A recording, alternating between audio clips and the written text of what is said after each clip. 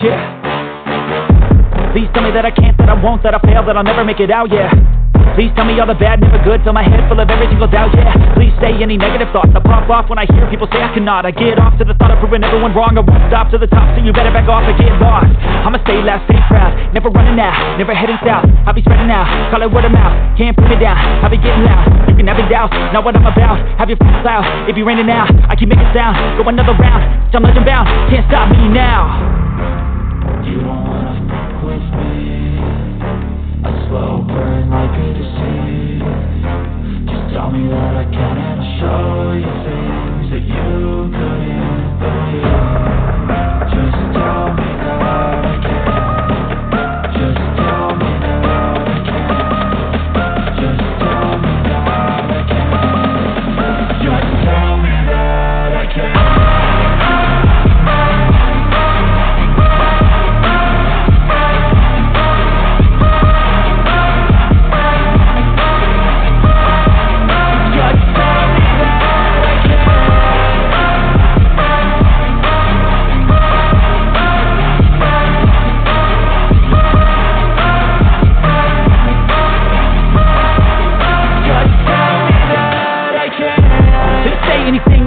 Cause I just wanna hear it out your mouth, yeah. Give me fuel, it's a tool that I use to go ahead and run my mouth, yeah. I take shots, I take loss, I make shots, I miss lots. I tell you get big box, you get yachts, you swing lots and pop off a big shot. I ain't done chasing, got big dreams, bigger things, impatient. Who's at the top think they need replacement? Who's at the top think I'm gonna erase it? Face it, I don't give up quick, I don't give up, I won't give up this. Cause I know that I want it, know that I'm on it, I'll make it, I promise. You don't wanna fuck with me, a slow burn like a disease. Just tell me that I can and I'll show you things that you couldn't believe. Just tell me that I can. Just tell me that I can. Just tell me that I can. Just tell me that I can.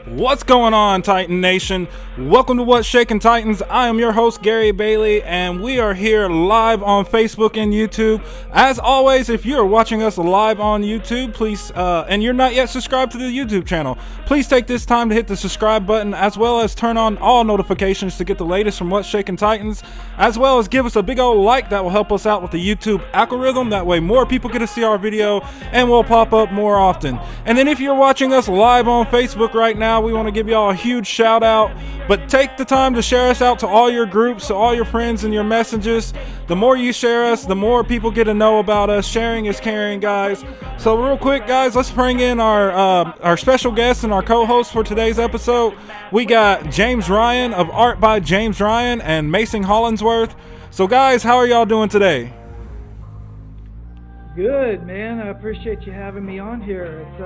It's fun, man. We got the game tomorrow, so it doesn't get better than a good Saturday like this where we can talk about football and 2023 season. So I'm pumped. Yeah, man, definitely. I agree. How about you, Mason? Just like he said, football season, also red zone season. I'm super excited about that. First Sunday for football, just very exciting. Yeah, it's definitely exciting. And James, before we get started, man, would you like to kind of tell the audience where they can find you and just more about you real quick? Yeah, so So I love Twitter, and I love talking football on Twitter. So you can find me at Titans Oilers. I guess it's X. Sorry, at Titans Oilers, or Titan Oilers. Sorry. And then I do have a website, artbyjamesryan.com, that is actually probably 30% complete. So when I have everything up, it'll be great. So that's where you can find me. Awesome, guys. So definitely hop on over there, check him out, give him a follow, check out his website. Mason, how about you, man? Is there anywhere you want to give a shout out to where the fans can find you? So on Twitter X, Titan Superfan is my Twitter/X username. So if anyone wants to find me on there, talk about the Titans, that would be cool. Awesome, guys. Yeah, so definitely go give Mason a follow. Mason is an awesome co-host for us here at What's Shaking Titans, so we're super happy to have him a part of our team. Well, guys, without any further ado, let's get into tonight's episode. So tonight we're going to be giving our expectations and preview of Week 1 matchup between the Titans and the Saints. So without further ado, guys, let's get this kicked off. So one of the things I really want to kind of bring up and talk about is, Derek Carr versus Ryan Tannehill. So we'll start out with James here. James, what is your thoughts on Derek Carr moving to the Saints, and do you think that it will be a better fit for him than it was for him playing at the Las Vegas Raiders? As far as a better fit, I don't. It's yet to be seen, just because I don't know the type of offense the differences between the Raiders offense that he ran and the Saints offense. So what I will say in regards to talent around Derek Carr, I think it's gone down a little bit, just because he doesn't have Devontae Adams. He's got some receivers, but we'll see how that all plays out. I like Carr. I think he'll be good with the Saints. The only thing is, and he's going from the AFC to the NFC, like I think we were talking earlier, how the AFC is just loaded with quarterbacks. So I think that's a good move for him going to the NFC. One thing about Carr was that in the red zone, he was 27th in the league with completion percentage in the red zone. So how strong is he going to be in the red zone with the Saints would be my question. Definitely, that's a good point to make right there. How good is Derek Carr going to be in the red zone? Mason, you got any thoughts on Derek Carr and Tannehill, and your thoughts on Derek Carr's new home with the New Orleans Saints? Well, I think he's going to love it a lot more than having to play in a division with Mahomes and Justin Herbert. So, yeah, they don't have many wins whenever he played in the Raiders, but just the competition he had all those years, had to play those both 4 times. And that's just tough. And him in this division with a young Panthers team and going against Baker Mayfield and everyone in that division, is going to be so much easier for him. So I feel like he's going to feel very confident. And I think he might feel a little too overconfident, where he might think he's going to win by like 50 or something against the Titans. So yeah, I think we'll have to win by a lot. I was watching national media, and I think just about everybody has the Saints beating us this year. Of course, there was another report. We all know Adam Stinkface had us going 4-13. Then there's another person who has us going 5-12. So, it's. I think a lot of people got a bad image of the Titans in their head because of last season, but you can also tell that all those people really didn't pay attention to, the Tennessee Titans, or really paid attention to their games, because, like I mentioned in a previous podcast, there were only 4 games where the Titans just had no chance of winning at all last year. We definitely improved since last year.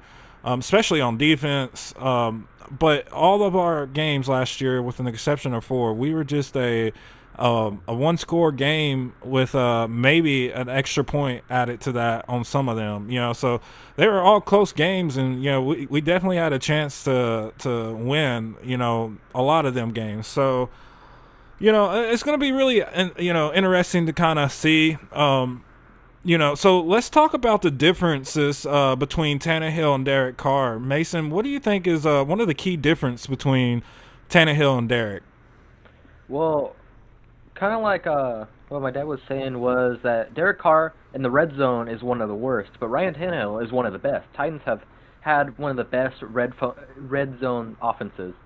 So I really think that if we can get in the red zone, we have a lot higher chance of if they were in red zone. Yeah, I definitely agree. And how about you, James? Yeah. So the difference is this: can Tannehill stay healthy? And let's hope for that. And I mean, just in this first game. Let's just start with one game at a time. So Carr and Tannehill. I think here's the deal. Tannehill has had pressure on him for the last few years, right? So he's been injured. He's had a quarterback drafted, and then a quarterback drafted, and here he is. He's got a receiver to throw to. He's got a healthy group of receivers to throw to. He has a new offensive coordinator. He has Derrick Henry. That's really all we need to say. Now, here's the deal.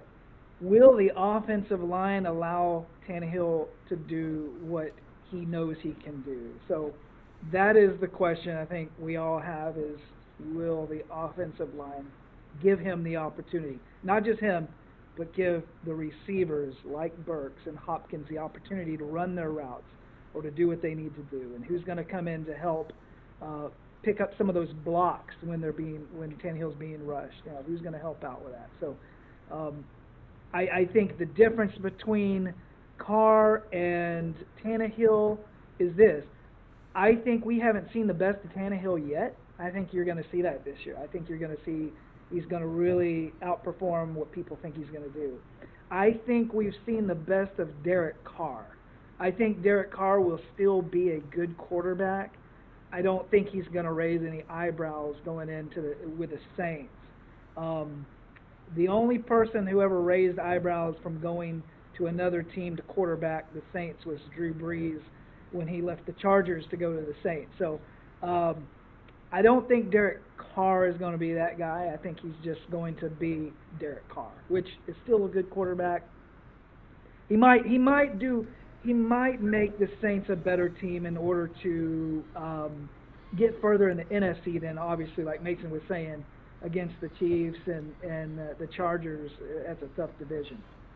Yeah, and I really agree with all that. Of course there'll only be one Drew Brees, and why they let him go to the Saints, I have no idea. But he obviously lit a match under Drew Brees, and the rest is history.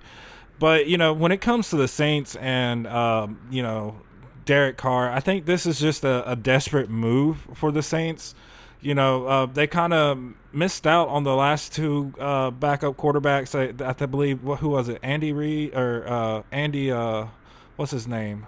Was it Andy Dalton? Andy Dalton, yeah, and Jameis Winston, and both of them kind of stunk it up. And then now you got Derek Carr coming in there, and I agree 100% with you, James. I feel like we've already seen the best of Derek Carr. I don't think that just because he's out on a new team that it's gonna spark something in him. I think if anything, we would have already seen that, when John Gruden came back to the Raiders, and we really just we didn't see it. Carr does have a good strong arm. He can sling the ball down the field, but he's also has a lot of inaccurate moments. He has some pretty bad plays, but for the most part, he is I'd say he's at best average quarterback in the league. So I think my biggest difference between Tannehill and Derek Carr would be the simple fact that Tannehill is he's better in those clutch moments. You know, there's been a lot of games where Tannehill's been able to clutch the game last minute for us when Henry wasn't able to do it, you know, through the air. But then, I mean, but at the same time, we do have that, you know, a few games where Tannehill's kind of thrown us out of the game as well. But nowhere near as much as we've seen from Derek Carr. And I think, you know, when Tannehill came to Tennessee, you know, it was a second wave for him, a breath of fresh air.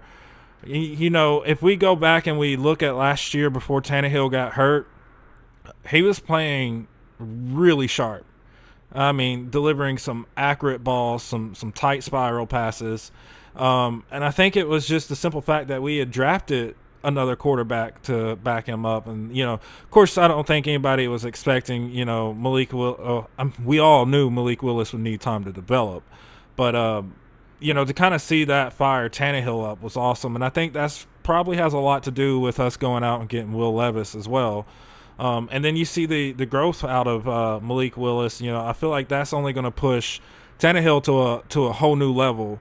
So I think that the difference really is that Tannehill is just more of a consistent quarterback, you know, just all around the board, you know, from the short game to the medium game to the long game. You know, I feel like, you know, he's smart when it comes to taking off with the ball. And of course, like we mentioned earlier, it starts and finishes with that O-line. We'll kind of get into that in just a minute. But yeah, so that for me, that'd be the difference. So Mason, man, what's your thoughts on, you know, the Titans defense versus the Saints, you know, defense? Which defense do you feel like has the bigger edge in this game? Well, last time we played them, Jeffrey Simmons, just him, he had 2 sacks against them, and this is about the same offensive line group as they had the last time we played them. So I could see him getting another couple sacks, and I think we might have had 3 or 4 sacks total that game. So I just think the Titans defense will be a lot better, and I'm just hoping our offensive line can be just anything better than last year. If they can be anything better than last year, we should be able to hold the Saints to maybe 1 at most sacks. That is the goal.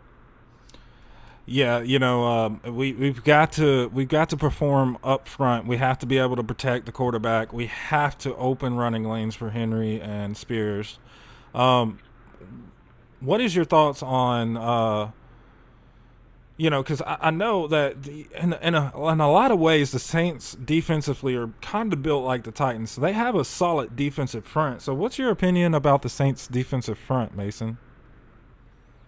I think they can play really well, and based on our offensive line from last year, if they play like they did last year, then they're going to just destroy the offensive line, not help us run at all. That's the thing. If our offensive line does not play well, then Derrick Henry has nowhere to go.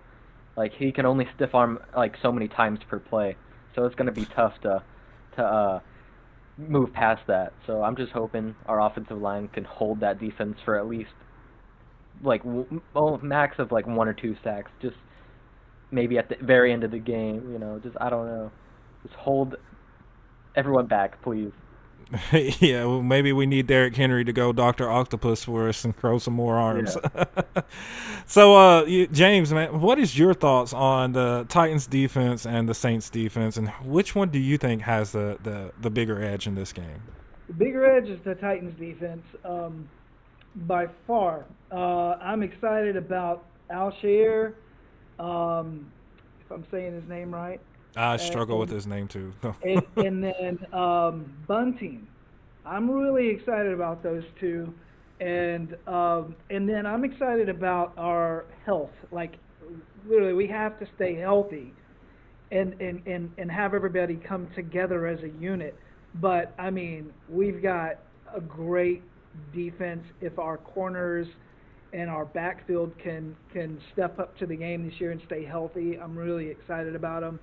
The Saints, I was just kind of taking a look, and it looks like they were 6th in the league last year with 48 sacks. 24th rank defense overall. That tells me there's some holes in their secondary. Yes. So, but you've got the Titans who were, it says, they were fifth. They allowed the fifth most sacks in the NFL last year. So you've got if it was the same this year as last year, you've got the Saints that have a dominant presence over the Titans, their front against the Titans' offensive line. Hopefully that's not the case, but there's going to be, I believe, there's going to be a lot of tight end play in this game. I believe we are going to see Hopkins and Burks destroy the Saints. I really believe that. But we have to have our offensive line at least step up to the plate and protect Tannehill for enough time to get these plays off. So I do think our defense beats the Saints' defense all day long. And I agree with you there as well, and as well with Mason. The Titans defense last year, of course, we had kind of the same gaping holes as the Saints did. We had a good defensive line, even with the absence of Landry and all the other injuries we had. They were able to, for the most part, keep us in all the games. The biggest thing we struggled with last year was opposite teams throwing over our heads. Our secondary really struggled. I think the most solid piece we had has been KB for a couple years now, but definitely last year. And I think, with all the new additions we have in our secondary, that's not only going to take weight off of Kevin Byard's shoulders, but it's going to allow him to play freely. It's going to allow some of the other key players to play freely. And then, we also got to look at our defensive front. Sorry, we got to look at the defensive front. We got Landry back, we got Al, like you said, and then we also went and got Trevis Gibson, who I feel is really huge for the Titans to grab. And I say that because, in 2021, Gibson played for the Bears in a 3-4 system, and he had, I believe, either 7 or 10 sacks that year and looked phenomenal. I mean, quick off the edge, was able to get pressure on the QB before you could blink your eyes. And then, if it was a run play, by the time he broke the edge, he had already closed the gap on that running back. So I'm really excited to kind of see him into the mix with Landry and Tierra Tart and Harold. I already said Landry, Jeffrey Simmons, and all of them. I think it's going to be really good. I think defensively, last year we had a chance to have, we definitely had a top 5 defensive line. And I think this year, all around, we're going to have, definitely a top 5 defense, if not a top 3 defense. So, I give the edge to the Tennessee Titans here on defense. The only thing I'm concerned with, and just like you kind of mentioned there, is the offensive line. And so that's our next segment we're about to get into. We're kind of compare the two offensive lines. But, they have to protect Tannehill. They have to give him time to go through his progressions, go through his reads, find the open guy. They have to open running lanes. And as long as they can do that, it should be a solid game out there for the Tennessee Titans all around. So, James, what is your thoughts on the Saints offensive line versus the Tennessee Titans offensive line? Yeah, so I don't know a ton about the Saints offensive line. I was trying to look up a little bit about that, but but let's start with the Titans. Some have us ranked dead last for 2023, and obviously they'll rank us last for everything no matter what. But we have some holes to fill. We need to prove ourselves. There's a lot of the rookie that we got. How do you say his name? Peter Skoronsky. There you go. Close enough. There it is. So, yeah, it's yet to be seen. It's for me, it's like you can only go up. Now, with that being said, you've got a new play caller, you've got an offensive coordinator in town, a new one, and you've got Tannehill back, and then you've got what I like to call a a player in a perfect situation for this, and that is Tyjae Spears. And why Tyjae Spears becomes a great force for what could be a bad offensive line is Spears is so quick. So in certain situations, especially in third down, we were let's see, I can't remember. We were ranked maybe last or very close to last for third down conversions last year. And so we have to find a way to do that. How are we going to complete 3rd and 2, 3rd and 3, or even 3rd and, well, we've got our 3rd and 1 covered with Henry, but you know, our 3rd and 2, 3rd and 3s, what do we do with an offensive line that might allow a lot of pressure? What's Tannehill going to do to get the ball out quick? And I think Spears comes in to play for a quick dump-off pass and uses little the ability to kind of dodge, and he's throwing some stiff arms too. So that's kind of, I'm excited to watch how they use Spears and Chestnut, but I believe Spears is going to be that guy for that little screen pass, a little dump-off pass in certain situations when we get rushed. Definitely. And guys, real quick, we're going to go to a quick break. And so we can get Mason back in here. And then when we get him back in here, guys, we're going to finish up this episode. Real quick, just want to give a huge shout out to James Ryan for joining us here on What's Shaking Titans. And guys, please enjoy the music and we'll be right back.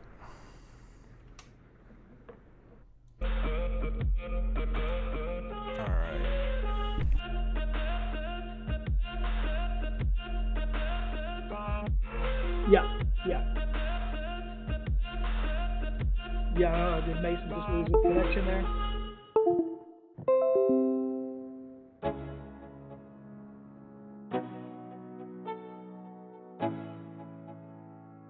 Let's go. Yo, I'm like an addict, do I gotta have it. I ain't even playing, got a really bad habit. If it moves, gotta grab it, fuse like a magnet. Lose, won't have it till I'm doomed in a casket.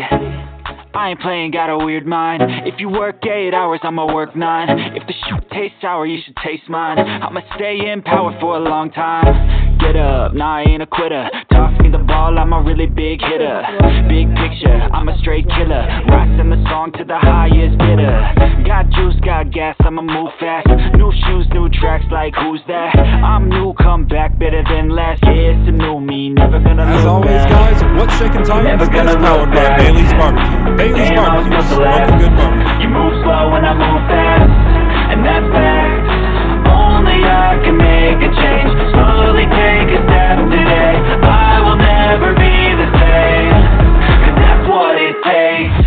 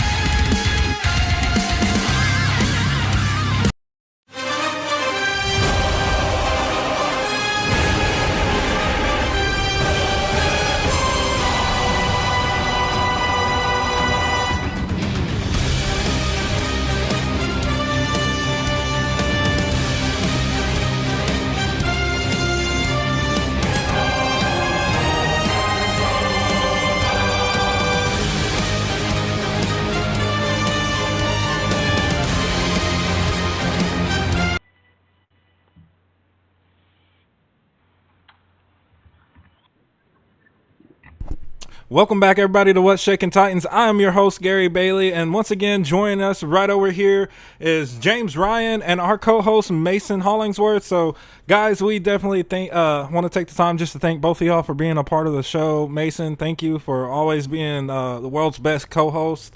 So, James, you were talking about, if I'm correct, you were talking about the difference in the offensive lines and stuff like that. So do you want to kind of recap all that real quick?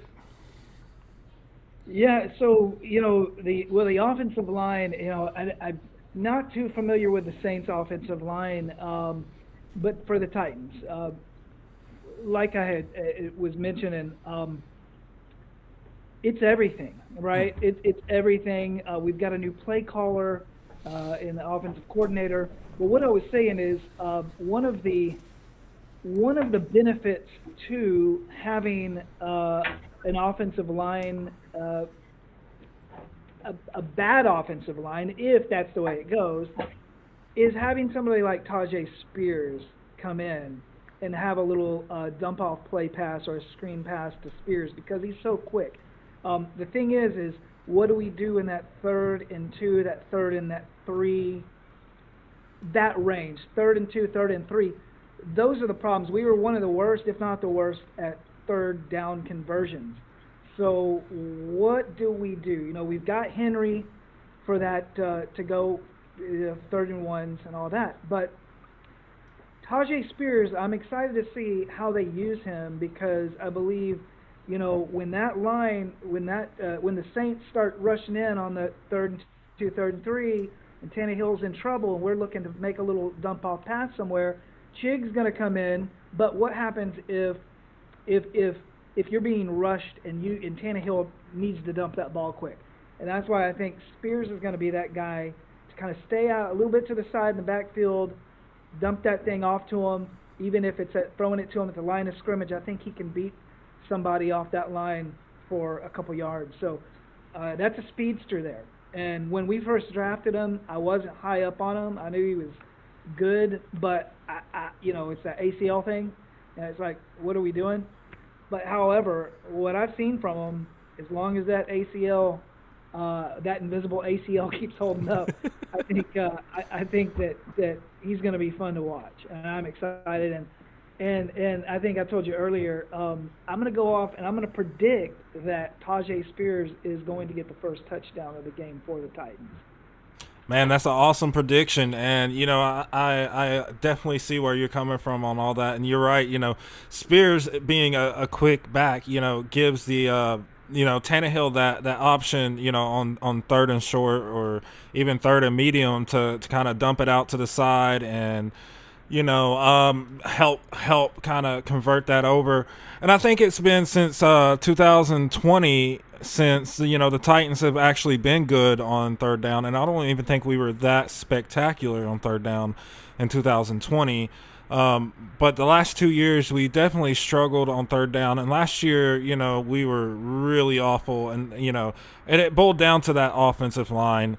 So Mason, what is your thoughts on the Titans offensive line and the Saints offensive line? Well, kind of like what I was saying before, the Saints offensive line is the same as last time we played them, and Jeffrey Simmons had a lot of fun against the offensive line. Harold Landry being back is going to be a lot of fun against the offensive line. Tier Tart, everyone on there. Travis Gibson, he's going to be really good. I think even with the Saints being that bad, I think the Titans and Saints have a pretty equal offensive line because both can have really good days and both can have really bad days. So I could see it going either way for both teams. We could have a really good day, they could have a really bad day, and other way around. So it really is a week-by-week thing, to kind of look forward to. Yeah, I agree. My thoughts on the two different offensive line is that, they're basically about the same. There were, games last year where, the Saints gave up a lot of sacks. Of course, if I'm correct, Jameis Winston at one point went down last year for the Saints.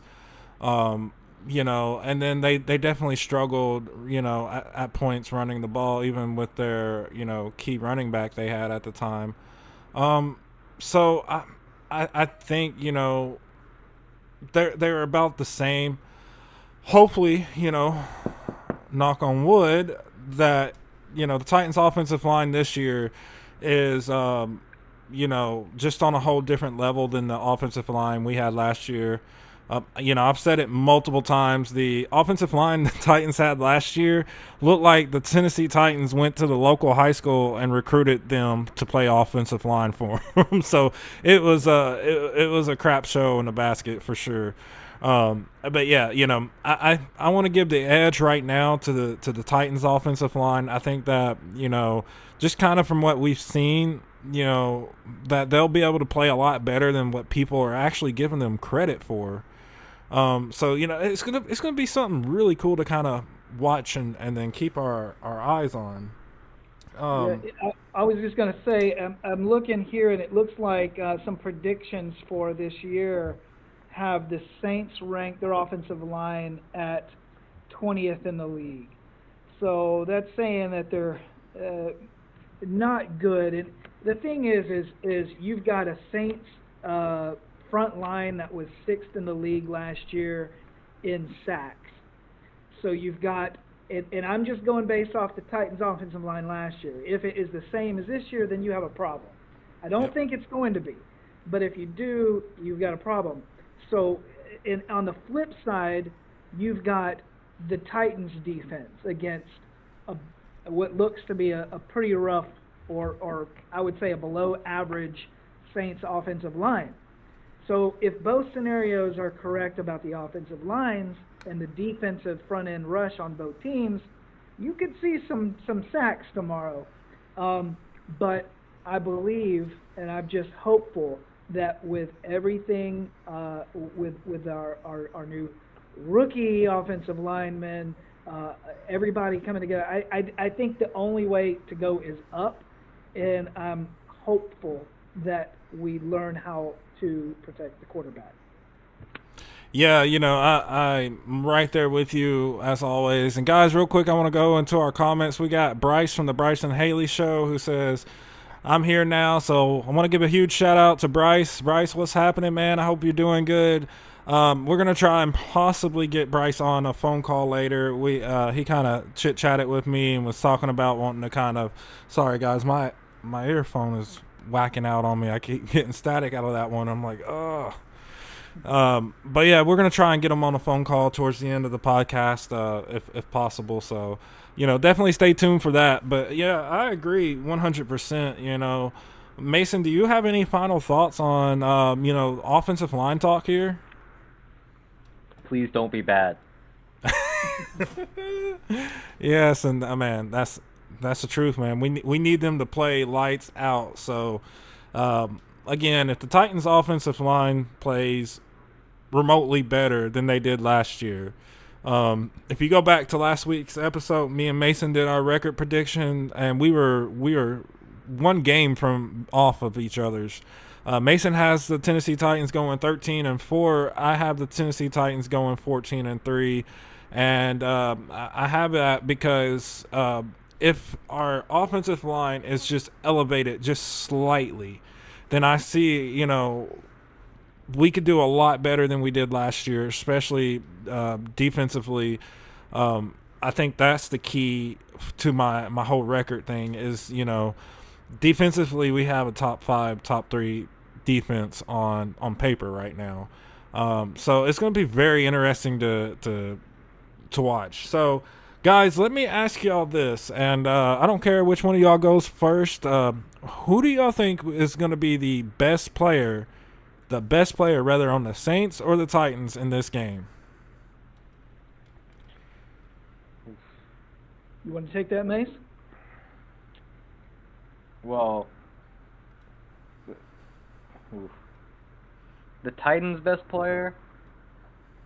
Just This the is gonna best probably shock a overall lot of player. people. I feel like Tannehill is gonna try to prove himself a lot this game. He's hopefully gonna throw 5 touchdowns. As crazy as it sounds, I think he's gonna prove to everyone why he should be the starting quarterback. And for the Saints, I think his name is Michael Thomas, and that's gonna be a tough kind of task for our defense to stop. So those are the 2 best, I think, for this game. Yeah, those are some pretty good names.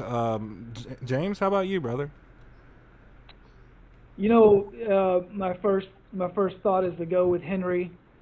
I do think he'll have a great game, but I'm going to say Treylon Burks, and I believe he's the X factor with it all. I think the guy they got on him to guard him isn't great. I think, you know, everybody's going to be looking at Hopkins, you know, Derrick Henry. Now you got Hopkins. Then you got Treylon Burks, who is, what really needs to happen is Treylon Burks needs to step up and be that second number 1 guy, if that makes sense. So we need him to come to his own, kind of like Miami has Waddle and Hill.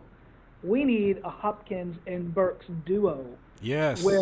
Once that happens, it's going to open up more opportunities for Chig and other players, right, to make some cross routes, hit a little 5 to 7 yard pass play. So I want to say Treylon Burks, I believe, is going to have a terrific game. Yeah, man, you took the player right out of my mouth. You know, I think Treylon Burks is definitely the X factor for the Tennessee Titans this game. You know, because all eyes are going to be on Henry, all eyes are going to be on Spears, all eyes are going to be on D-Hop.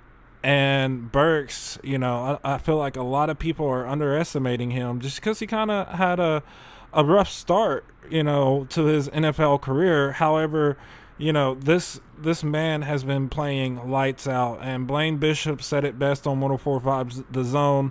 You got your wide receiver 1A and you got your wide receiver 1B, you know, because they both are playing at a wide receiver 1 level so far this offseason. And, you know, with the regular season starting, I think Treylon Burks is going to be by far one of the better players on the field, you know.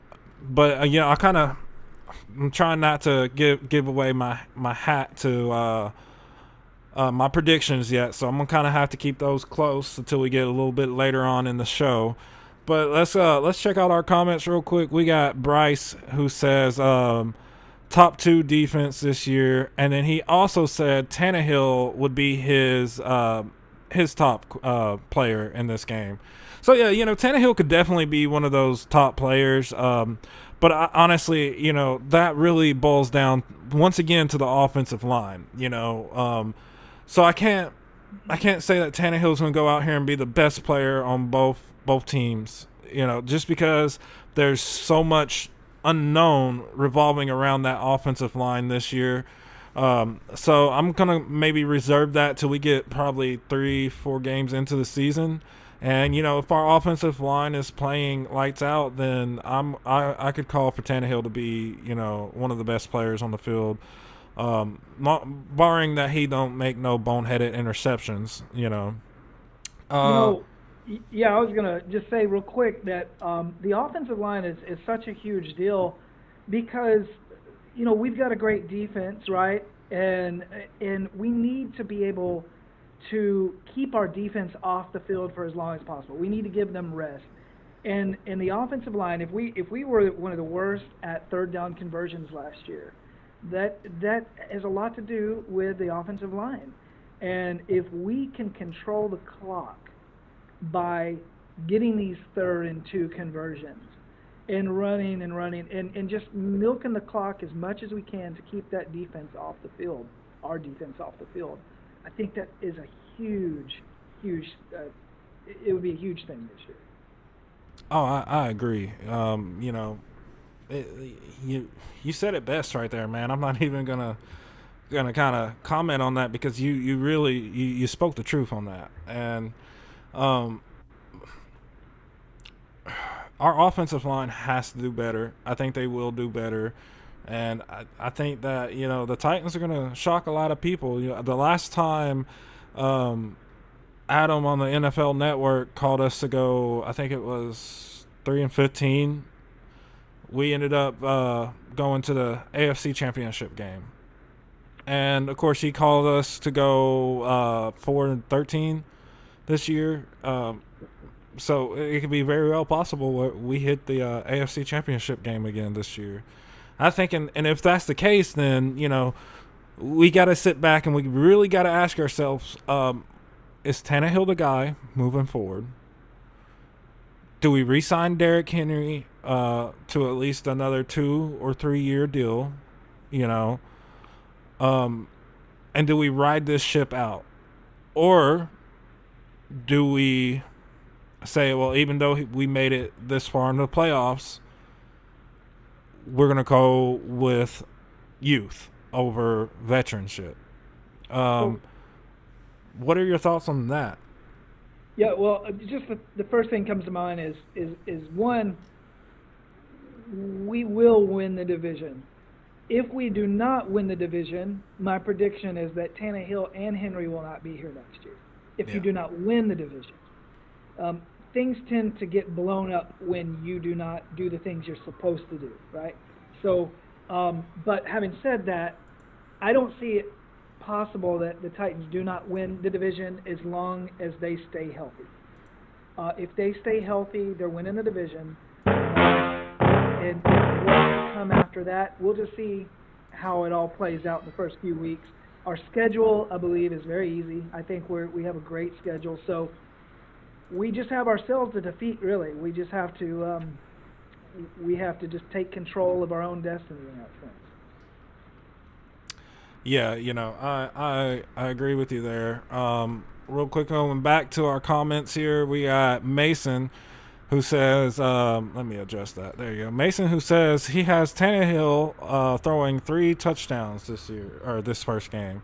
So, that could be very possible. I'll kind of save that until we get to our predictions before I, like I said, tilt my hat to that. Mason, what is your thoughts on, all of this and what we're talking about with, if we make it back to the AFC Championship game? Because I agree with James here. I believe 100% that Titans have this division locked down. I think a lot of people are putting too much emphasis on the Jaguars, and I feel like the Jaguars are going to disappoint a lot of people this year. Let's just be honest, there's a lot of holes in that Jaguars team that people don't want to talk about. And, considering how close, most of our games were last year, there's no way I feel like that the Jaguars are going to run away with it again this year. But what's your thoughts on all this, Mason? Well, I did see that many people said the Jaguars would get the #1 seed in the AFC. And just seeing that, it just makes me wonder, did they watch only the second half Jaguars, or did anyone see the first half Jaguars when they went 3-7? Because if they would have seen that, they would understand that they have a lot of things to fix, just like the Titans, and we actually did fix stuff, and they didn't really fix many things. So I just see us just destroying the Jaguars this year. And if he picked us to go 3-13 that one year we went to the AFC Championship, he stepped it up with 4 wins, so that means we're going to make a Super Bowl appearance. I think that's what he's trying to tell us. Yeah. I think Super Bowl appearance is definitely in the realm of possibility. Again, I'll kind of refer back to the offensive line. It starts and finishes with that O-line this year. But like I said, if they do good, I have us going 14-3, which of course winning the division, because I have us actually sweeping the Texans, the Colts, and the Jags. I think the Titans have a lot to kind of go out, and I think they're going to, especially the Texans this year. I think the throwback game, hands down, it's a win. I mean, Texans, I don't think, although we always play them close, I think it's going to be a different story this year. I believe the 3 games I had us losing, and I think it was, and if you remember, Mason, you can correct me. It was Cleveland, because Cleveland's one of those games that we should win, and we always lose one of those games that we should win. So I have a loss there, and I think Miami and the Seahawks were Yeah, that's right. losses. So those are my 3 losses I have this year. I think that when we go to London, it's going to be the first time that the Titans actually win overseas. So that's the game I'm kind of most excited about this year, just because we have not won over there yet. So I believe we'll get that done as well. All right, guys. So let's hear what y'all's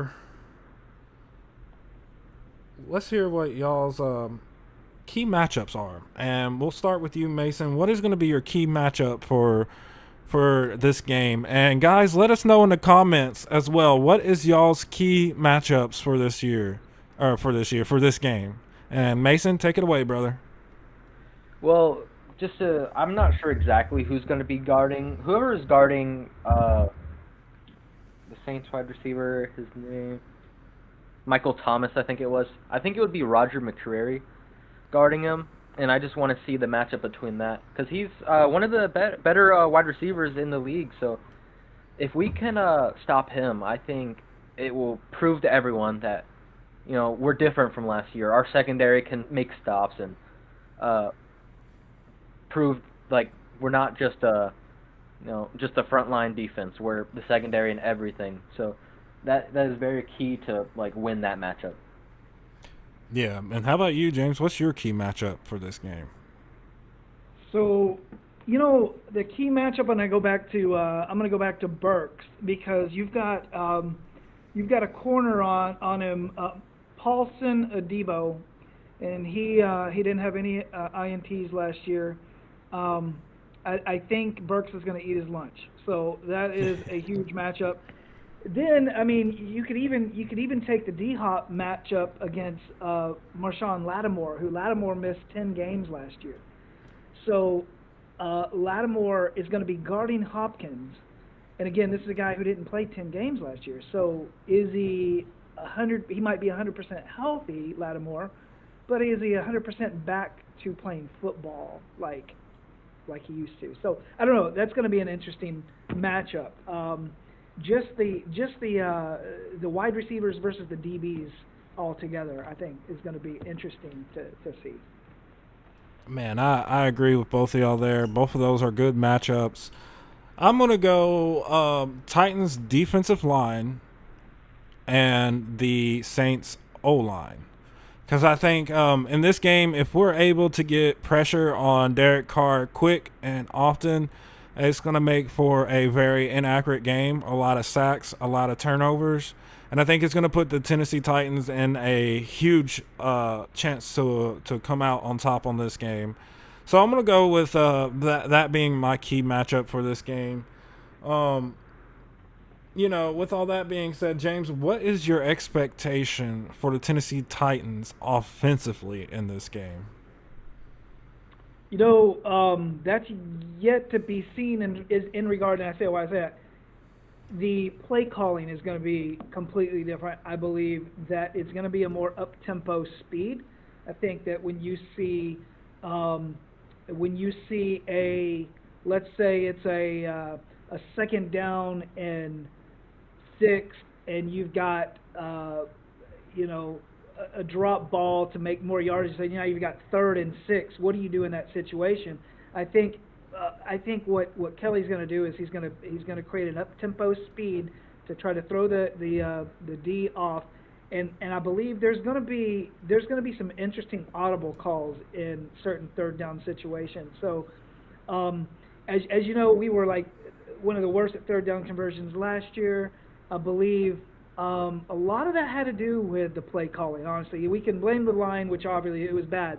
But I think a lot of that has to do with the play calling too. When you're at 3rd and 2, run Henry. Yep. Run Henry at 4th and 1 if you have to. Just give it to Henry, right? So I think a lot of that's going to be, you're going to see a more up-tempo speed on offense. And I think we're going to try to throw the defense off with a bunch of different audibles, which is going to be fun to see. So, something that concerns me is something I heard on 104.5 The Zone. So shout out, no free shout outs here to Buck Rising and 104.5 The Zone, but they had Ben Jones on, and I think it was Friday, and he was on for a good hour and a half of the show. So one of the things Ben Jones talked about is, over all the offensive coordinator changes that we've had since he's been, playing on the Tennessee Titans, which would have been Matt LaFleur to Arthur Smith to Todd Downing. He said the one thing that never changed was the playbook. It was always the same. And so that's concerning to me, because that means one thing. That means that we're running off of Mike Vrabel's offensive playbook and not the offensive coordinators. So the one thing I want to see is that maybe Vrabel, takes a little step back and gives Tim Kelly the opportunity to get out here and coach this offense and call plays, that he comes up with. That's not saying nothing bad on, Mike Vrabel's offensive plays, but, that was just kind of listening to Ben Jones' interview on that. It was really concerning, and it opened my eyes to a lot of things. So if you hadn't had a chance to check that out, definitely go on YouTube to 104.5 The Zone, Buck Rising show. It was their Friday episode. Go check that out. Listen to that full interview. You'll hear exactly what I'm referring to. And then maybe next week y'all can get on here and let us know what your thoughts were. But I agree with you, and that's kind of like one of my expectations that we'll definitely get into is play calling, because that's going to be, like you said, key here. So Mason, what is your thoughts and expectations for the Tennessee Titans offense in this game? Well, I'm going to need to see at least 12 touchdowns minimum by Tannehill alone. Hopefully, I want to see one guy get thrown by Derrick Henry. Like, we have to have that weekly. It's needed. It's been too long since football. Need a weekly angry runs champion. Right, yeah. He's mad. We lost the division. Please send him out there. I want to see us play, like, backups as well. I kind of want to see, like, Julius Chestnut and Tajay Spears, and some people like that, some backups to like show how they still have potential and like how they have improved since the preseason. So I want to see them do good as well. Yeah, that's those are some good points there. I say for me, my expectations for the Titans offense, this game is to start with the offensive line. Let's show that we can protect Tannehill. Let's show that we can open running lanes for Derrick Henry. And then Derrick Henry, what I want to see from Derrick Henry is him not allow the Titans to have opportunities to put in the backups. Because if Derrick Henry increases his, playing level, which I do believe we will see, because I think Derrick Henry not only has a lot to prove, but I think, all this talk that you hear on 104.5 The Zone saying that, Spears is going to take over for Henry midway through the season. They've been really down on Henry. So I think Henry's going to go out here. I think Henry's going to show them that, why we call him King Henry. But I do agree that we will see Spears, at some point in this game. We have to make sure that we don't overload Henry. So if they do it right, if people will go back and refer to when we had smash and dash, if we can recapitalize on a offensive play scheme like that, where we either go Spears, Henry, or Henry, Spears, Henry, or, whatever the combo is, and then, kind of like what James referred to, on like them third and short, put Spears out there and let them run a flat, that can definitely help the Tennessee Titans out a lot. And then, tight end, I want to go and say, I want to see Chig. If he gets targeted, get that ball. Don't drop it. catch it. If it hits you in the numbers or hits you in the hands, come down with that football. You know, I'd say that's kind of the gist of it. Well, I've left out the receivers. DeAndre Hopkins. I want to see DeAndre Hopkins explode this game. I have to see it. Because every time we've gotten a legendary name, a.k.a. like Julio Jones, we stunk it up. And Julio Jones didn't get a touchdown to the very last game the year that we drafted him. So I want to see DeAndre Hopkins get out here. I want to see him at least snag in 1 to 2 touchdowns. Treylon Burks, I think Treylon Burks is going to be the key to DeAndre Hopkins getting these touchdowns, because he's going to be playing so well that he takes the attention off of D-Hop. You know, I feel like at some point they might pull who did you say would be covering Burks? Paulson Adebo. Yes, I think they'll pull him and put their top cover guy on Burks, because I just feel like Burks has. I mean, if you go and watch him through the clips that we've seen throughout training camp, this kid looks on fire. I mean, even coming off of the semi injury to his knee that he had, you know, the very first video highlight we see is him going up over the bags and coming down with a one-handed catch like it was just nothing. Like, I mean, he was just out there just, okay. And that is phenomenal to see, you know, and kind of seeing what we've seen from him. I could see why John Robinson actually, you know, got him, although I really wish he wouldn't have traded A.J. Brown to do it, but, you know, we'll leave that for another time. So, yeah, that's my expectations. Offensive line need to protect, need to open running lanes. Derrick Henry needs to go out here and prove, once again, not that he has to prove, but just go out here and prove to the nation why we call him King Henry. And then our wide receivers, I need D-Hop to prove himself. You know, go out here and, you know, take that negative narrative that the Titans have when we sign a big-name receiver straight off of us, you know. That's my expectations offensively. So, Mason, what's your expectations for the Titans defensively? Well, first off, we just need to keep doing what we're really good at, which is run defense. If we can keep up our run defense, we need to do that. But adding on to the run defense, like something we've always struggled with, let's fix the pass defense. Yes. We've always been one of the worst pass defenses, but we've been the number one run defense, and it's been like, it's tough. And they won't even have their top running back this game. I think Alvin Kamara is out for a few weeks, so that's going to be a good thing. Did he get hurt, or was it a suspension? I think he got suspended for like a few weeks. Yeah, okay, that's what I thought. So that will already help us a lot with the run defense. It will give them less options but to pass. So we need to make sure our pass defense can do something, and I know they know that, so they're probably going to be passing anyway, even if they had Kamara. So just make sure the secondary can do their job. Man, you hit the nail on the head there, Mason. I mean, to the point. And, you know, James, what is your expectations for the Titans defense in this game? What do you have to see? Everything Mason just said. My expectations are that it's, you know, the defense is going to be new. I'm like I said, we have to stay healthy, and I'm always worried about the first game of the season, or even the first 2 games of the season, when the starters really don't play much in the preseason.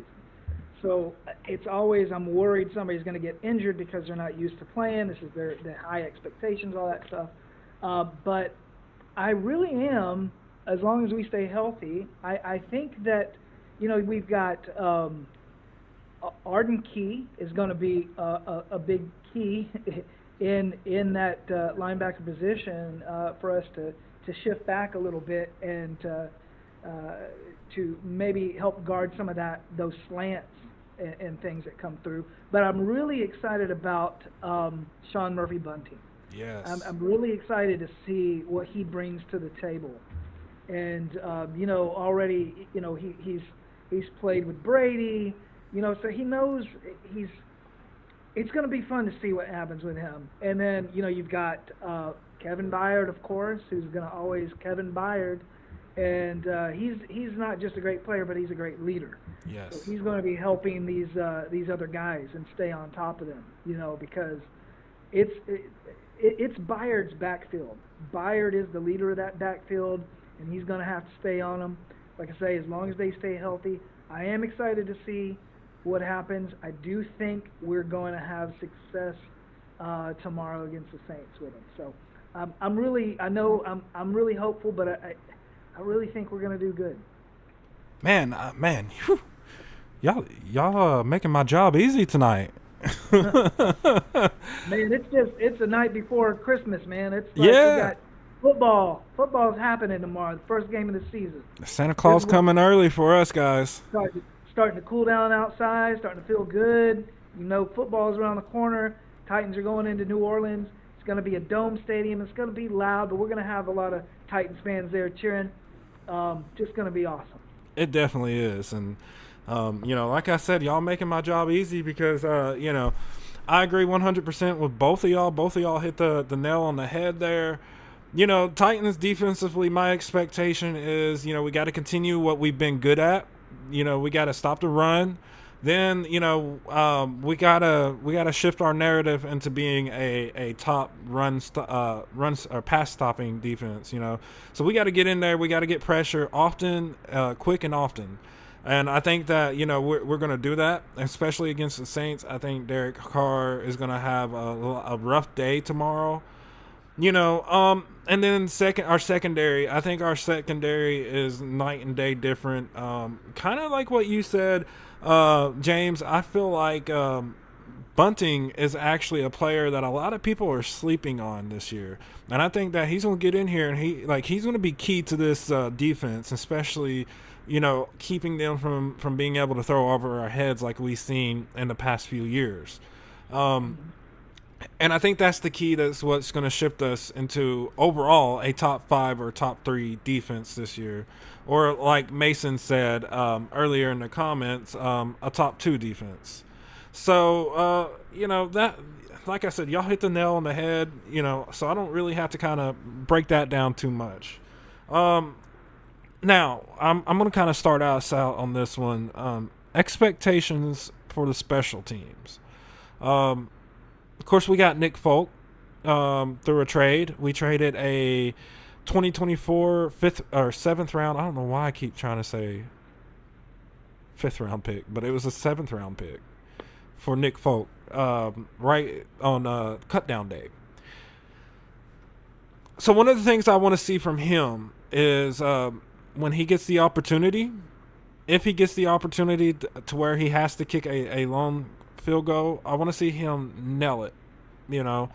I think that he will also be doing kickoffs or what is it? Yeah, kickoffs because what's his name? Oh my gosh, I'm drawing a blank. Ryan Stonehouse. Yeah, Ryan Stonehouse does our punts.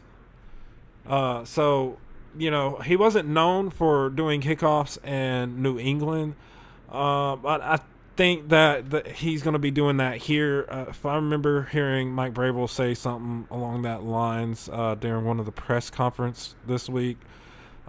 We also did get Caden York, or if I said his name right, but he's going to be on our practice squad. So, it's Nick Folk's job to lose, and I don't think he's going to do it. I think he's going to actually get out here and he's going to perform well. Then on special teams, I don't want to see more than a 5 to 10 yard run back on punts. Let's get down there. Let's stop them. Let's keep them from, gutting us deep like we've seen in years. The past few years, or even I think didn't we have a play in preseason where one of the teams took it pretty far down the field on us on special teams. So I want to see that really fixed. So my expectations for the special teams is Nick Folk needs to put up points, and we need to get down there and stop them, from getting more than 5 or 10 yards. How about you, Mason? Well, kind of like how you said with the kicker, it's going to be interesting. Is there a chance maybe they use Cade York as like a kickoff and use Nick Folk as the actual kicking for the field goals and extra points? I wonder if maybe that's the reason they got the 2 kickers, because they know that he's not that great on kickoffs. And I have noticed that Ryan Stonehouse has had an amazing preseason, but they still want more from him. So it's going to be interesting, like, see him keep working on, like, even though he's already kicking it so far, punting it so far, imagine just how much more he can punt. And just overall, I just want to see no more injuries this year. There's been too many injuries, and the great thing about this game is we only have one injury, just one. That's been a long time since we have had just one injury, and it's Trey Avery. That's all we're missing. So Yeah. it really will prove to everyone what a full Titans team can look like. Yeah, and you actually brought something to my mind that I meant to mention earlier. So, there's a big chance that we'll only see Landry for a limited amount of plays. Landry has been limited in all the practices but one, if I'm correct, due to an abdominal injury. So that was really concerning when his name popped up. But that could also be one of them things where they just kind of threw something down, and just trying to give him rest, because he's coming off of that ACL tear. So, I'll throw that out there. And then as far as York goes, I think they have till 90 minutes before the game starts to call him up to the official 53. But if they do that, then they'll only be allowed to do that 2 more times before they have to sacrifice another position on the actual 53-man roster, So, that I think Mike Vrabel feels, he kind of verbally said it in a press conference, because might have been Paul Kurhowski who brought it up, talking about Nick Folk and his kickoffs and stuff. And, Vrabel said, we expect him to do his job, and that's a part of his job. And, they feel confident in him coming in here and doing that. So, that's going to be something really interesting to see. So, James, what is your thoughts on the Titans special teams expectations, and what do you feel like you need to see the most? Yeah, so Stonehouse, I'm locked in as he's a great punter. Not worried about him. I think with Nick Folk, the words I like to think of right now is I can breathe, at least, right? So Yes. you've got somebody of some form of talent, and I was just looking at some of his stats. His career versus New Orleans, he is 7 for 8 for field goals. So that's a good sign. And then all of 2022, he was 32 for 37. And this is interesting. So from the 20 to the 29-yard line, 20 to 29 yards, he was 8 for 8.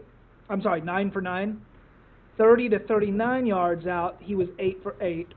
Where it gets a little tricky, he was 10 for 14, anywhere from 40 to 49. But then he was 4 for 5. He's 4 for 5 with 50 and plus.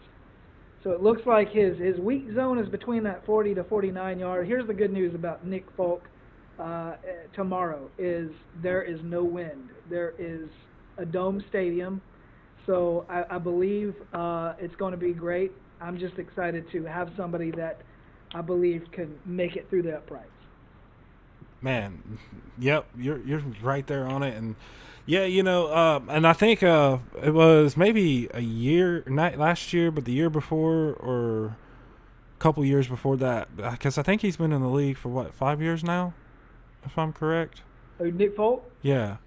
It's a good question. I'm not sure. He looks old. I don't know. He's been here about he could have been in years, here. hasn't he? I mean, that's possible. Well, I know that there was a stretch where he was going, where he hadn't missed a single field goal regardless of the distance, you know, he was he did really good, and I don't remember what year it was.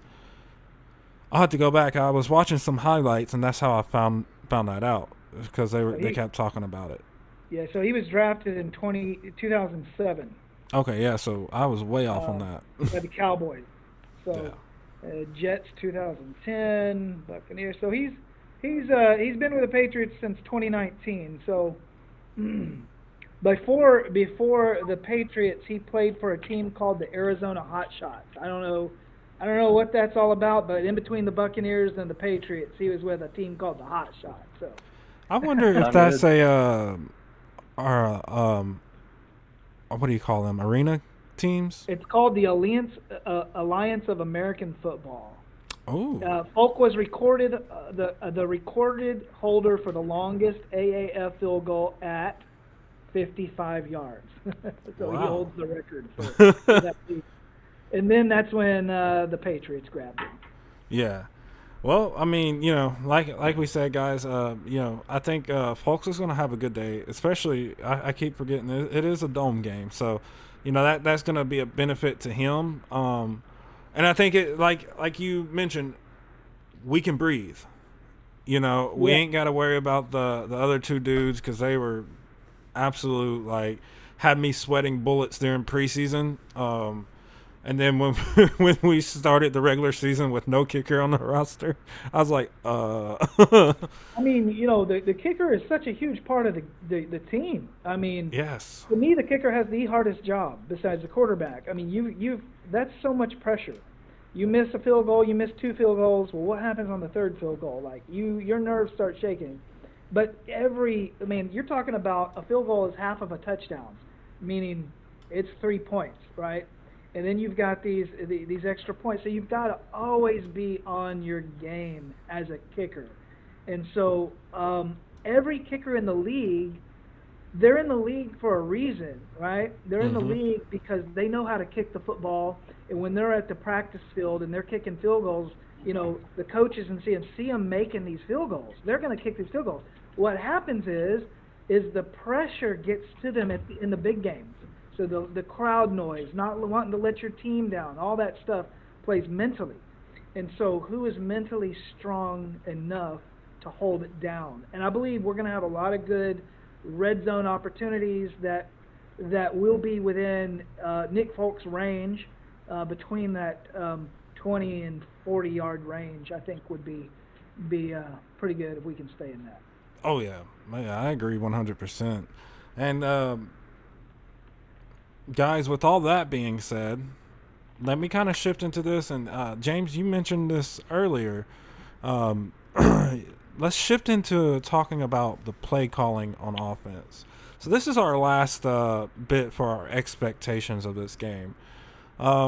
Mason, what is your expectations from this Tim Kelly-led offense?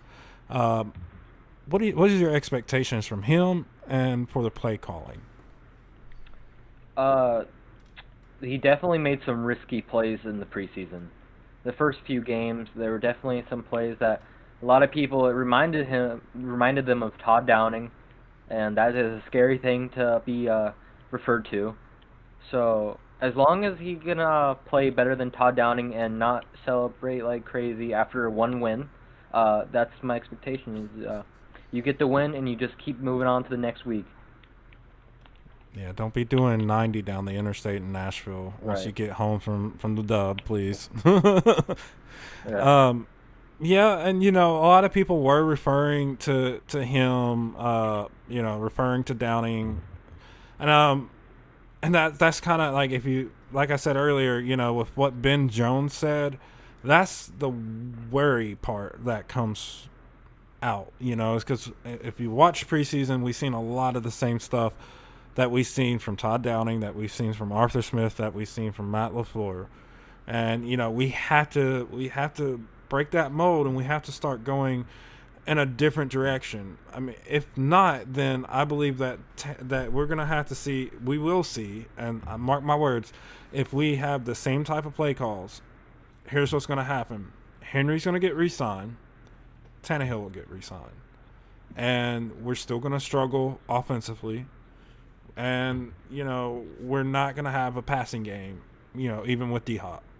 But if Vrabel decides, okay, I'm going to give the reins over to Tim Kelly, and we're going to let him do his play concepts and his play calls, and, I'm not going to focus so much on my offensive playbook, and we're going to let him implement his own thing, which I think we did kind of see some new stuff, and so much of, like, we've seen a lot quicker tempo out of the Titans in preseason. We've seen some new formations offensively during the preseason. And, the key to all of it is that the Titans offense is now at a quicker upbeat than it has been since Arthur Smith has been here, in my opinion. So, James, what is your expectations from Tim Kelly and the offensive play callings for this game? Well, I have high expectations. I really think I think you're going to see a different offense. I think you're going to see a different offense than you saw in the preseason. So the play calling is going to be completely different for second and third stringers compared to a first string, because you don't have a Derrick Henry. So what do you do in that 3rd and 3 or whatever with your second and third strings? You're going to kind of call a completely different game. When you've got Hopkins, you've got Burks, you've got Henry in certain situations, and even Tannehill, you completely change your playbook. Look, if I was coaching the Boys and Girls Club, I would give them a completely different playbook than if I was coaching the high school. And I'm not trying to compare the second and third string to the first string like that, but what I'm saying is what you saw in the preseason, it's in my opinion that you are going to see something completely different tomorrow. I think Vrabel, I think he wants to hold his cards close, because I think he has something up his sleeve. I think he has something special. I'm looking forward to the up-tempo-ness. I'm looking for and if they see it how we all see it, with needing to fix this third down conversion situation, Kelly's going to come in and he is going to work something out to make sure that is his first thing to do. Is what do we do when it's 3rd and 1, 3rd and 3? What do we do on those plays to keep the clock running, to keep the defense off the field? We've got a great defense. We need to keep them rested. We need to keep them healthy. We've got to keep that clock moving. I think Spears is going to come in and he's going to help with some of that. I think he's going to and Chestnut too. I'm really excited to see Chestnut. He looks a lot stronger and more powerful. But here's what I'll end on it, is Tim Kelly, the last time he was with DeAndre Hopkins in Houston, DeAndre Hopkins was an All-Pro. And so I just have high hopes for the complete turnaround of the play calling and the third down conversion. Yeah, I definitely agree with you on that too.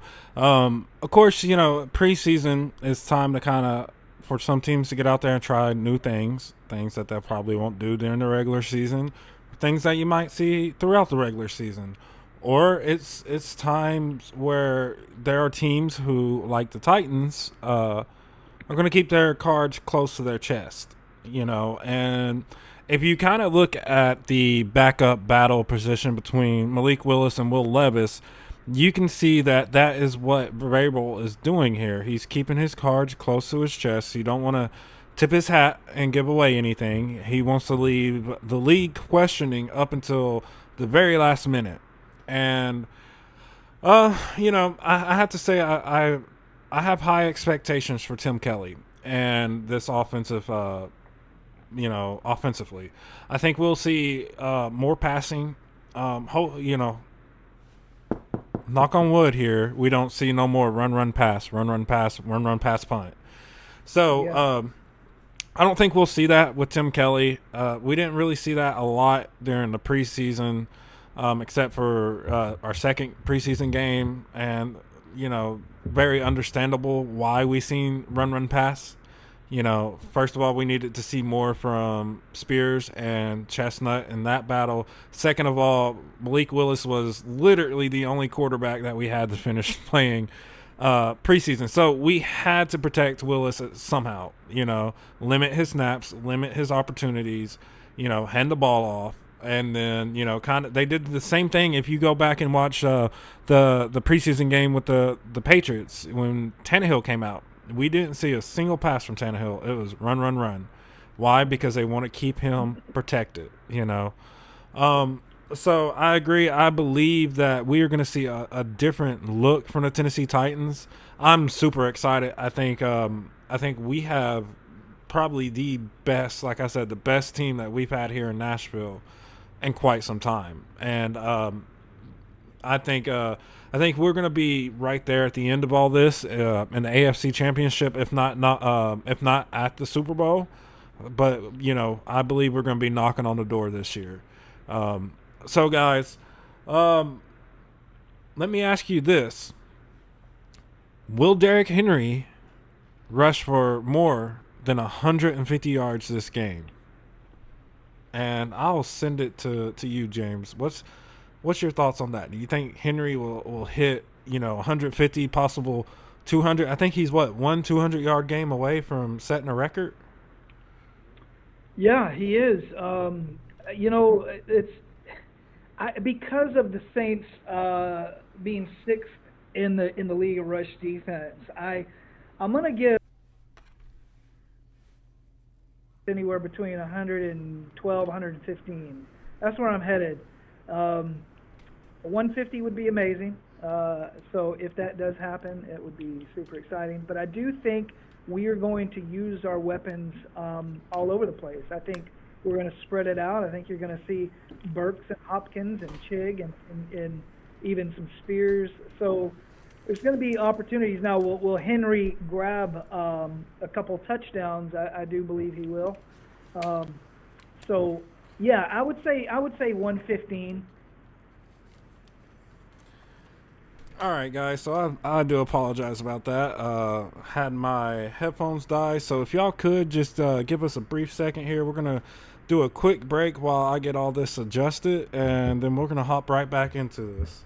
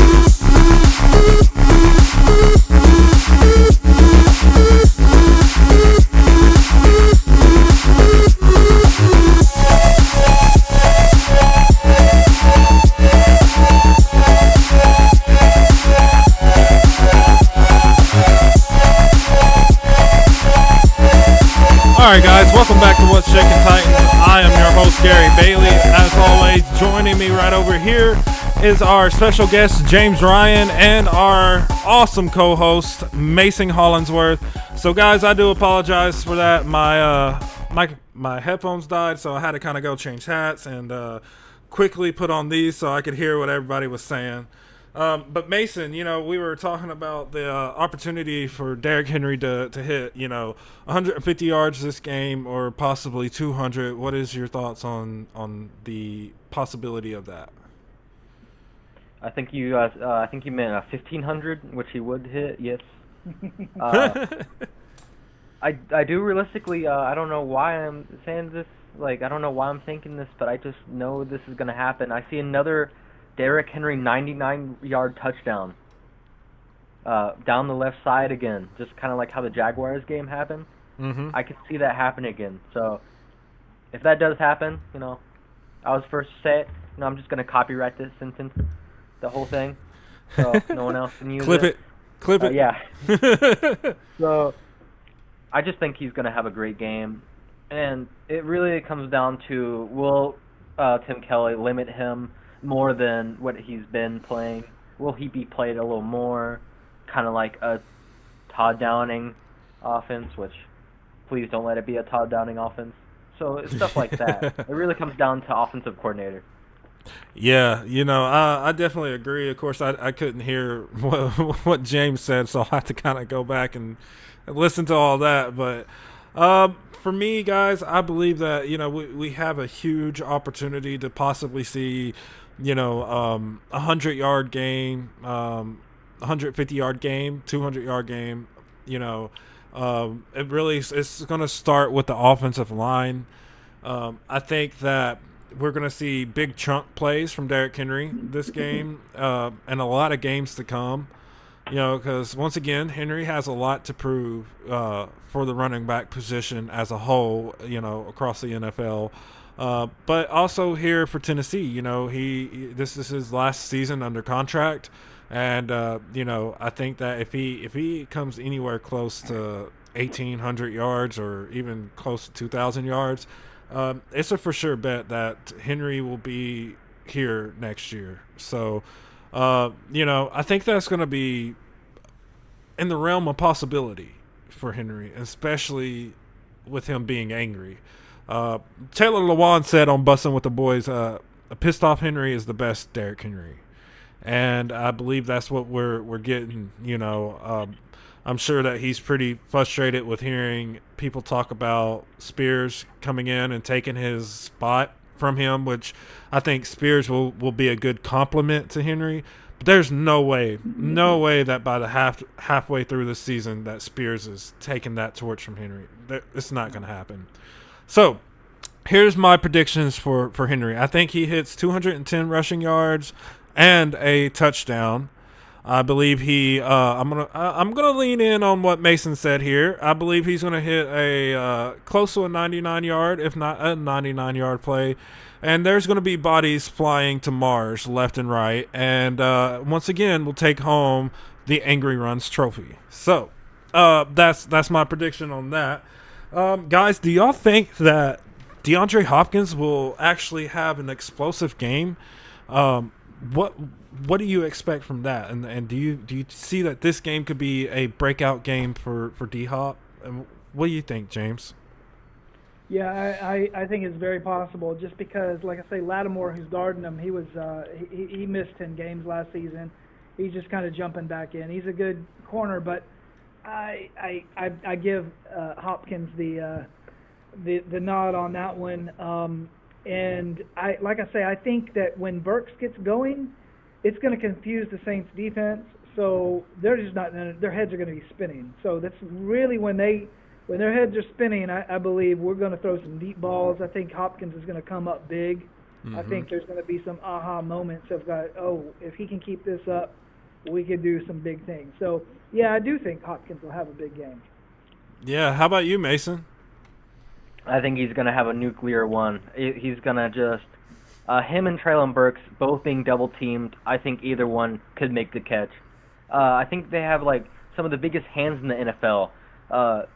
If you remember DeAndre Hopkins against the Bills, I think he was triple-teamed and he still caught it. And against this Saints secondary, I think the same thing can happen. I think he's going to have a fun day.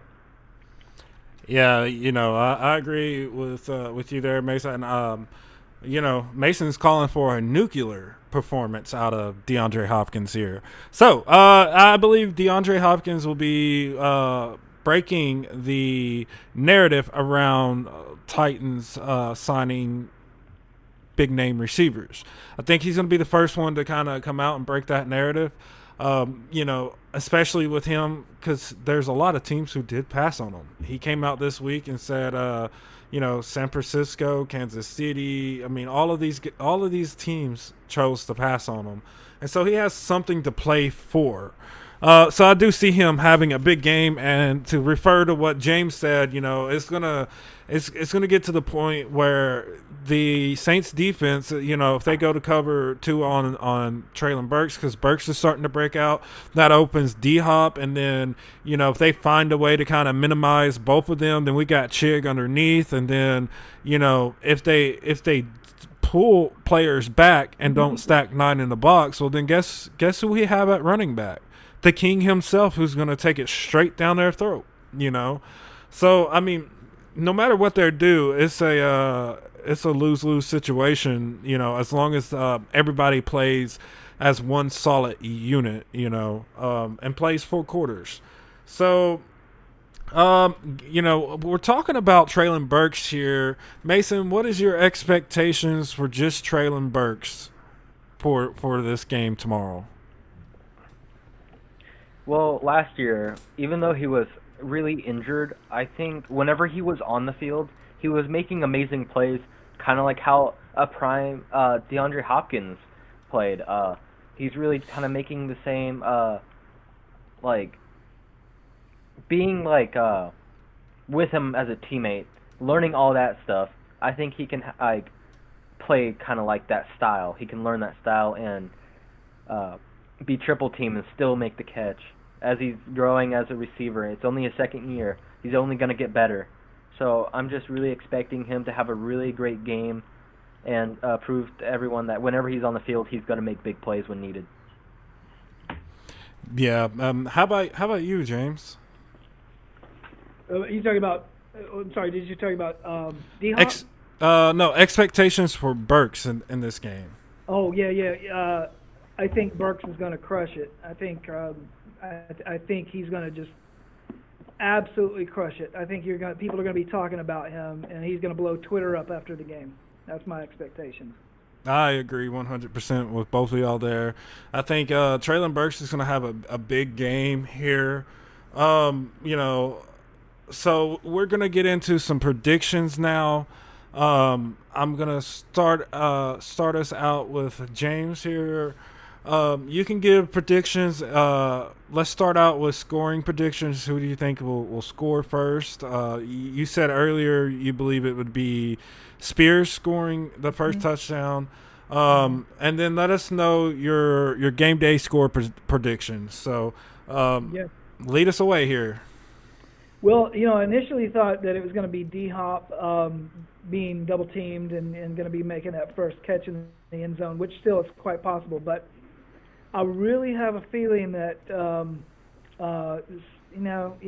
Henry, of course, it depends on where we're at in it. But if we're like 10 yards out, if we're 10 yards out in the red zone, I think Spears is going to be that guy to make that touchdown. I think he's going to wiggle his way through, and he's a speedster. So that's my prediction of who's going to score first. In regards to the actual score of the game, I'm going 32-24 Titans. 32-24 Titans. All right, Mason, how about you, brother? All right, so first, for who to score the first touchdown, I think it's going to be Traylon Burks being double-teamed, catching it at the 2, breaking a tackle, and reaching his arms out for the end zone. That would be an amazing first score of the game from both teams. I think he'll score the first points for any team. And I did see online that someone put Saints winning 38-10 with our defense, and that's just wild. So mine's even more wild, though, because I got 45-17 Titans. Whoo! You calling for a blowout? I don't think we've had a blowout like that since Jaguars. We had. Well, no, since we had. Well, I guess you could. Yeah. But you remember the game when we first drafted Marcus Mariota, his very first regular season game? He scored 4 passing touchdowns in the first half alone, and then by the time we were just like maybe 6 minutes into the third quarter, they already pulled Marcus out of the game because he was just playing lights out versus I think it was the Cardinals, if I'm correct on that. But yeah, that was a pretty good game. All All right, so guys, here is my game day predictions. I have D-Hop catching 2 touchdown passes. I have Derrick Henry scoring the first points for the Tennessee Titans, and because I believe Derrick Henry will open up the passing game for Traylon Burks. Traylon Burks is going to open up the passing game for D-Hop. And I believe D-Hop is going to be who Ryan Tannehill targets in the red zone. And then I'm going to go Nick Folk for a field goal. So my final score prediction for this game is going to be 24-14 Tennessee Titans, with Derrick Henry and D-Hop leading the way. So guys, let us know in the comments what your score prediction is. Guys, I'm going to open the floor for y'all to give maybe some final thoughts here before we get into the last topic. What are some final thoughts that y'all have about tonight's episode, and anything else that y'all want to kind of mention real quick, and we'll toss it to James first, then we'll go to Mason here. Yeah, well, I did want to point out that there was a couple things. The Saints have a rookie named A.T. Perry, which I'm real high on. I think, given opportunity, he might, he's a big receiver. I think that if the Saints use him at all, we have to really be careful. The other thing is the X factor for the Saints, which now, Derek Carr being the new quarterback of the team, you have to ask, okay, well, what happens to Taysom Hill for the Saints? Where does he go? What does he do? Because he's always in the game doing something. Mm-hmm. And so he is always that guy that teams just don't know how to handle. Like, is he going to play quarterback? Is he going to be tight end? Is he going to be the Gatorade water boy? Who knows? But he's going to be doing something tomorrow, and I don't think any team is prepared for Taysom Hill. So what does he do and where does he go is the question. And the other thing I would say is don't be surprised if you don't see Willis play a couple downs tomorrow too. Yeah. I don't know if you were able to look this up really quick.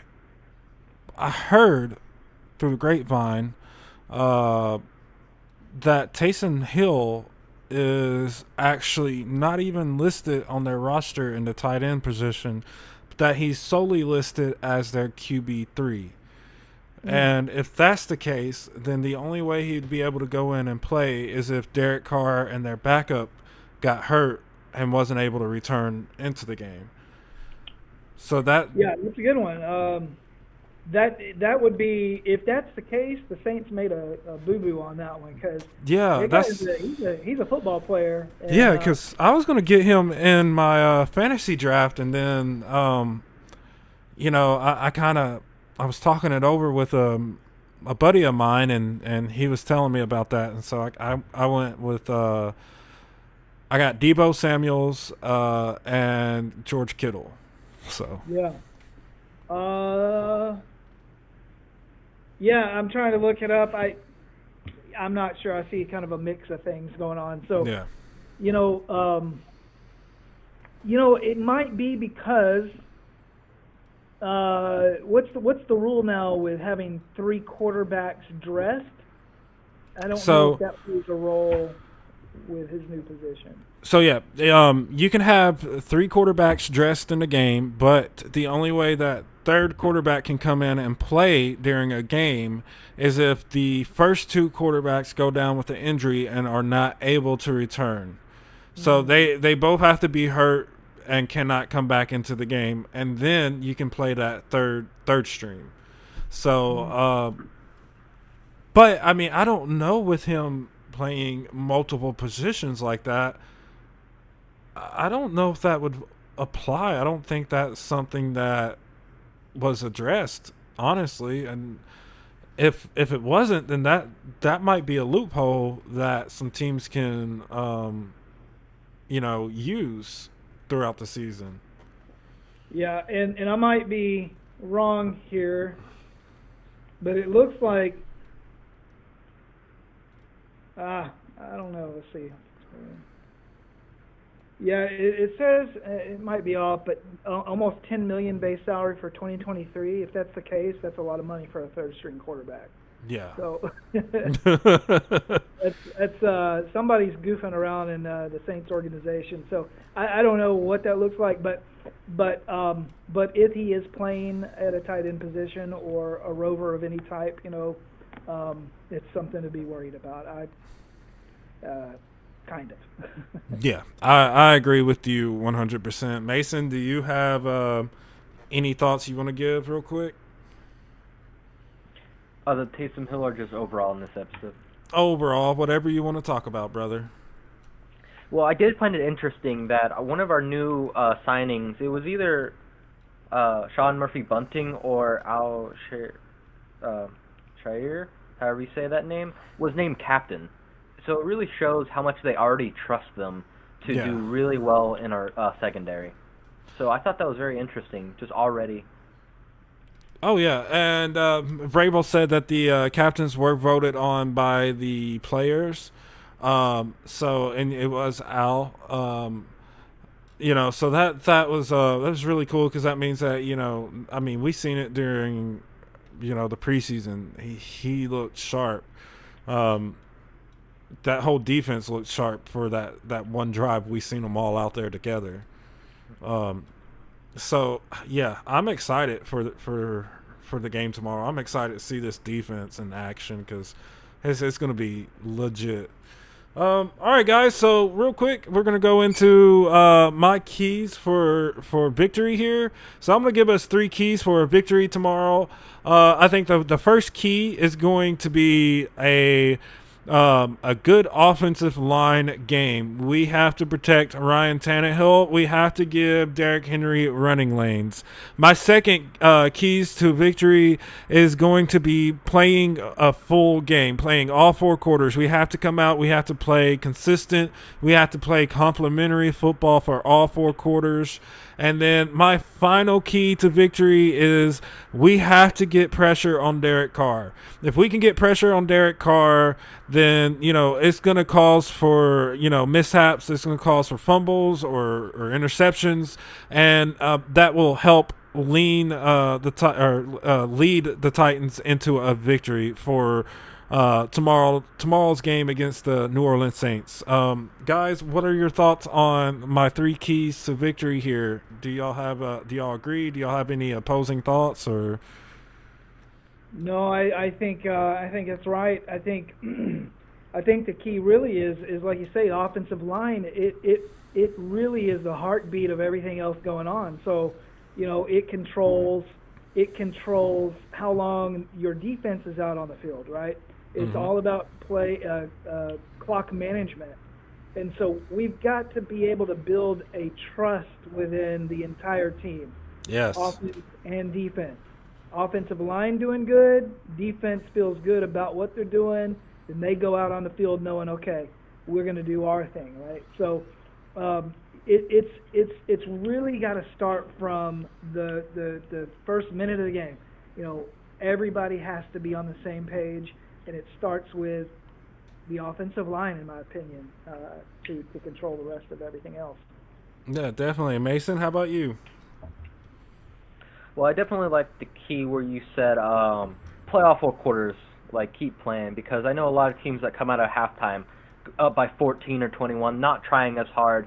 But just ask how the Falcons, how that went. You don't, just because you're up by a lot doesn't mean you're going to win the game. You got to keep playing, and you just cannot give up on offense and defense. You cannot just let them score. Yeah, definitely. I think that's an area that the Titans struggled with last year is putting together a consistent game, a consistent 4-quarter game. We would come out strong in the first half or we'd play like crap in the first half and come out strong in the second half. But we need to put together a full 4-quarter game. And if we do that, then it's lights out, hands down Titans game for sure. So yeah, guys, that's our keys to the game, guys, and that's all of our topics for tonight's show.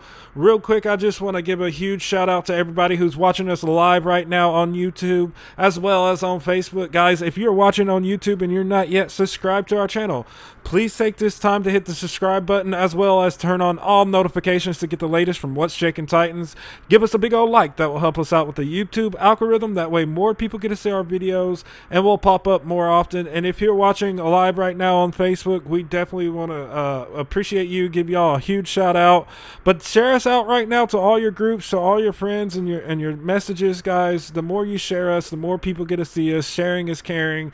We love you guys. We thank y'all for everything. And before we get out of here, want to open the floor one more time and let Mason and James tell y'all where you can go and find them on all their social media platforms. So Mason, you want to start it out, and then we'll end with our guest here, James Ryan. So go ahead, Mason. Tell the fans where they can find you. So on Twitter X, you can find me at Titan Superfan. So anyone that wants to follow and send a message, you can do that. Awesome. And then James, how about you, brother? Where can everybody find you? Yeah, so they, we'll call it Twitter X. Is at Titan Oilers. You can find me, and so I love to talk Titans, and I also love to do some Titans art, and I do have a website called artbyjamesryan.com, which is sports related. I think most of the stuff I have on there is Titans, but that's just being biased. So anyway, that's where you can find me. So definitely, guys, hop on over, check out their both their social medias. Check out James's website, Art by James Ryan. Guys, James, I really greatly appreciate you coming on. It was an awesome show. Both of y'all killed it tonight. Once again, I just want to thank y'all. To everybody watching us live, we love y'all. Have a blessed night. We'll catch y'all later.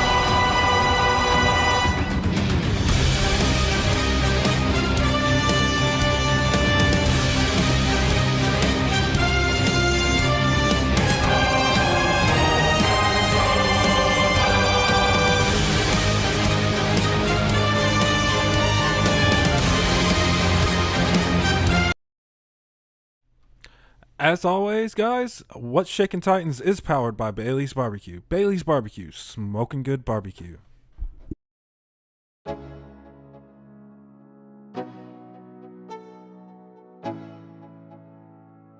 Let's go. Yo. I'm like an addict, do I gotta have it. I ain't even playing, got a really bad habit. If it moves, gotta grab it. Fuse like a magnet, lose, won't have it till I'm doomed in a casket. I ain't playing, hours, I'ma work 9. If the shoot tastes sour, you should taste mine. I'ma stay in power for a long time. Get up, nah, I ain't a quitter. Toss me the ball, I'm a really big hitter. Big picture, I'm a straight killer. Rising the song to the highest bidder. Got juice, got gas, I'ma move fast. New shoes, new tracks, like who's that? I'm new, come back, better than last. Yeah, it's a new me, never gonna look back. I'm never gonna look back. Cause damn, I was built to last. You move slow and I move fast.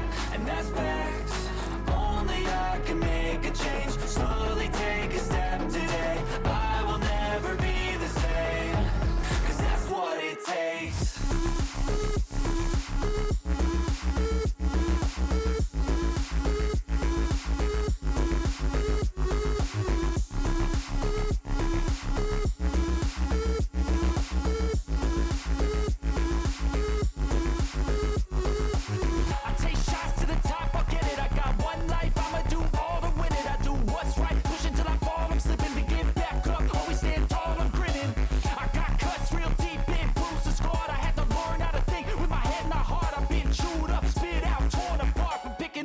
Pieces is a form of art. I'm never gonna look back, 'cause damn, I was built to last. You move slow and I move fast, and that's facts. Only I can make a change,